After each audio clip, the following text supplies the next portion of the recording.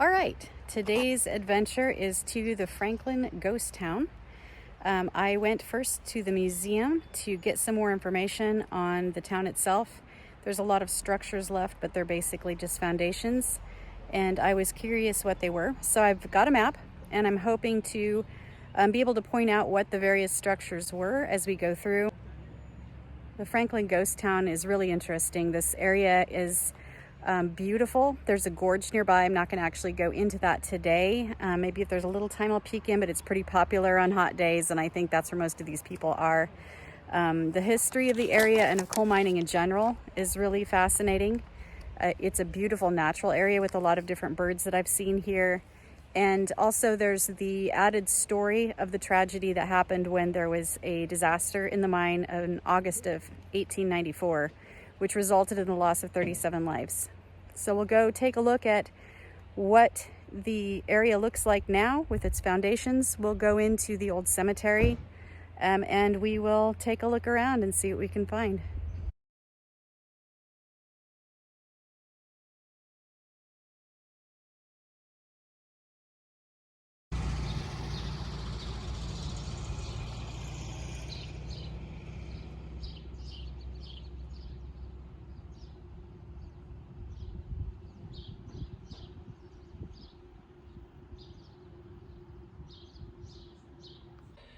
So I highly recommend a visit to the Black Diamond Museum.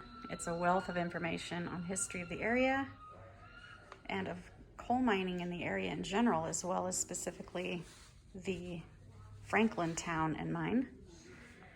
And here are some great pictures. I have some larger ones as well that was shared with us that are used on the tour, which we have been encouraged to sign up for. And I would love to join.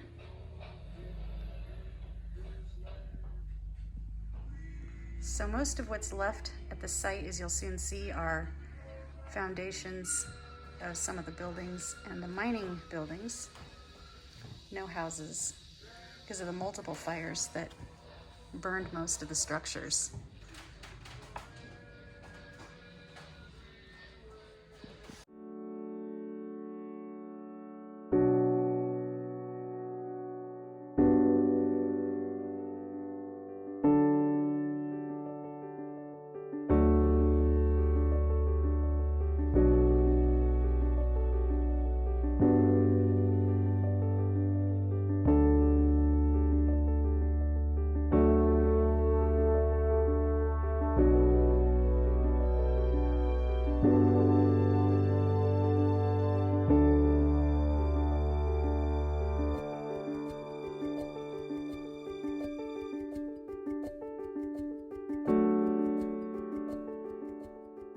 This is actually a memorial wall to people who've lost their lives in coal mining disasters in just the state of Washington.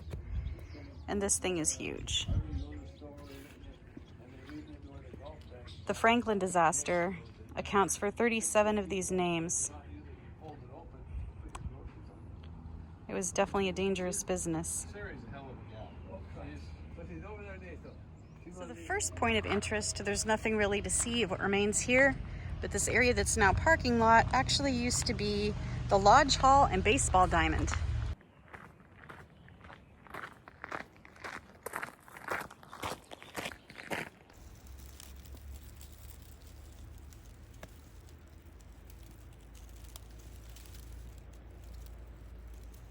That was a surprise.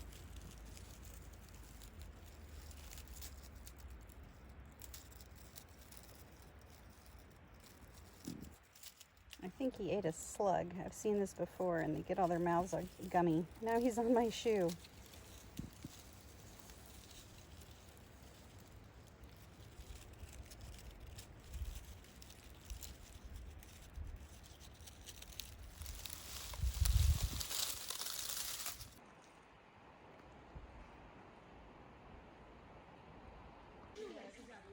There's actually two roads, one that went past where this coal mine car is now, and another one that forked this way. And this is where the houses and buildings were along the primary shops and housing for the miners.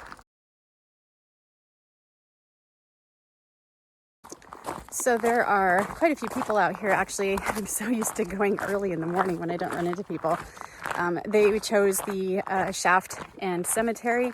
So I am heading towards where more of the shops and doctor's house, the housing and such were. There was another street that ran parallel to the one that I'm on now. The other road that was parallel is a sea of blackberries now. So while I'm walking along until I get to the first structure, one of the really interesting things about Franklin happened to coincide in the late 1800s with, a strike at the mine. And they were unable to break the strike for a while.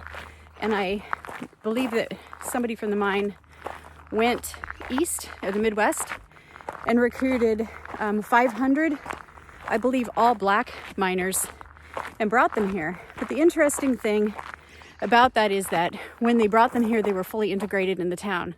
Wherever there was an open house, that's where they lived. They went to school just like all the other kids. They were paid, I understand, the same wages, which is really unique for that time period back then.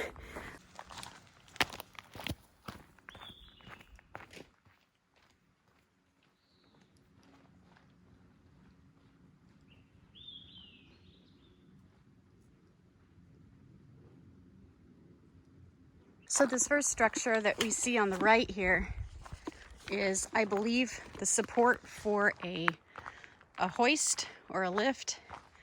If I'm following the index on the map correctly, that's the type of structure that's left. Pretty much all that's remaining are some of those very heavily built mine structures that needed to support a lot of weight. We're not seeing so much, nothing left of the houses and things where they weren't built with an industrial strength in mind.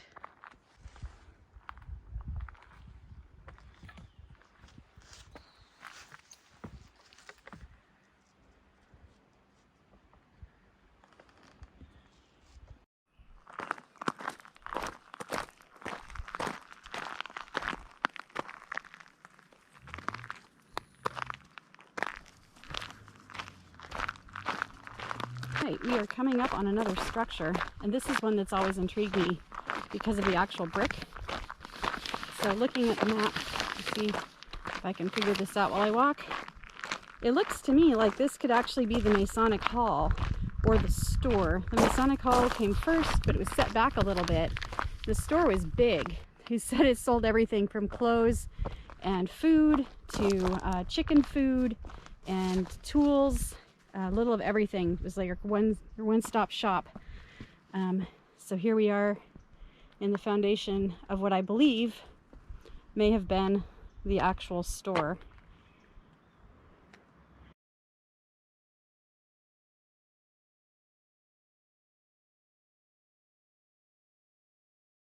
So the two structures that were on this hillside that were not houses, that would have, other than maybe some mining equipment, which I actually don't see on this map, would have been the doctor's house and the saloon.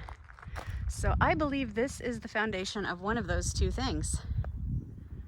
It would be really cool to know what. I can't wait to join one of the actual tours where they can point out what we're looking at when we're out here. And I highly encourage you to go to the museum and learn more about this really cool place yourself, as well as sign up for one of their tours. While I'm walking back through the area where these houses and shops and the doctor's house and the saloon were, in the museum I learned that not only was there the big fire that caused the 37 miners to suffocate in the mine itself, as well as some other smaller mining incidents at this and other mines, but there were quite a few fires back then as well in the town. The town itself burnt down, I think, a couple times. The houses, of course, made out of wood and heated with coal.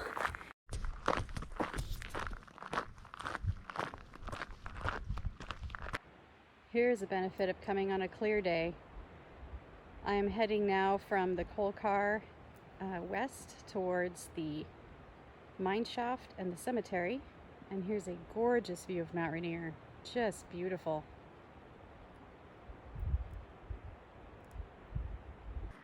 All right, we're coming up on the mine shaft.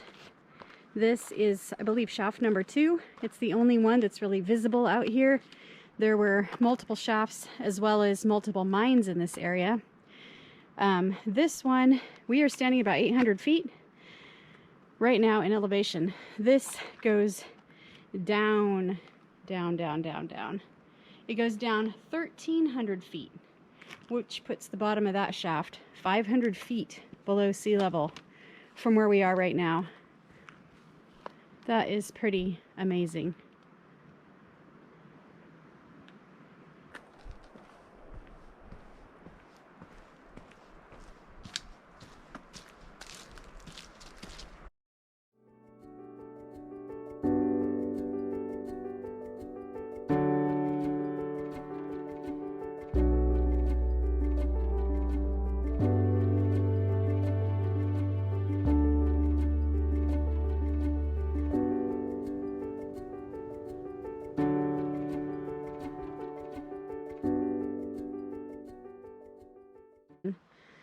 And this, the ivy is taken over as well as the blackberries, but this was actually a mine hoist for the gem mine. So it wasn't a mine that was mining for gems, but it was another coal mine called the gem mine. So I'm walking along and I see this structure, which more closely resembles actually that gem mine hoist. So now I'm not sure if I was looking at the gem mine hoist before, or if this is it actually. It's pointing in the right direction, so I'm guessing this actually might be the hoist for the gem mine, and that last structure may have been the powerhouse foundation. All right, making a right off of the main trail on the way to the cemetery, and this is the water supply rail. It seems so delicate and metal and rusty. I'm surprised that it stood for so long. It's a little bit muddy on the way to it, but really, really interesting. When I first saw it, I thought it was like a tiny coal car train track. But no, it's the water supply holder. Still neat to see.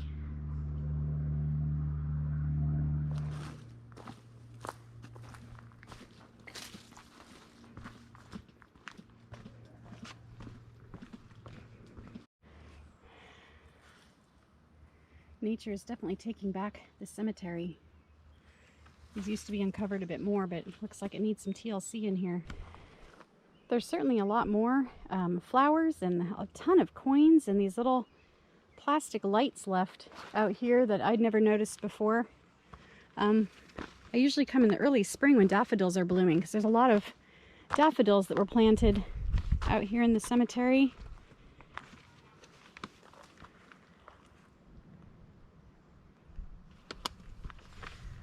But we are into the early summer now. There's been some cleanup of the graveyard in the past in this cemetery, and this sign is one that notes these two little graves over here. And once again, I'm seeing some damage. I'm not seeing the names that were on them before, but these are the graves of some children. There were 2 little girls, I believe, that were buried here.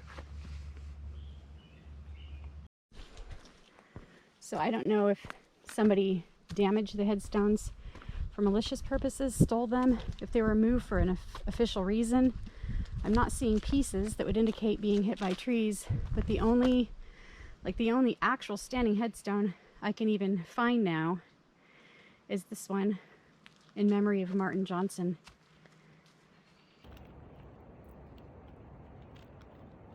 I love these little guys.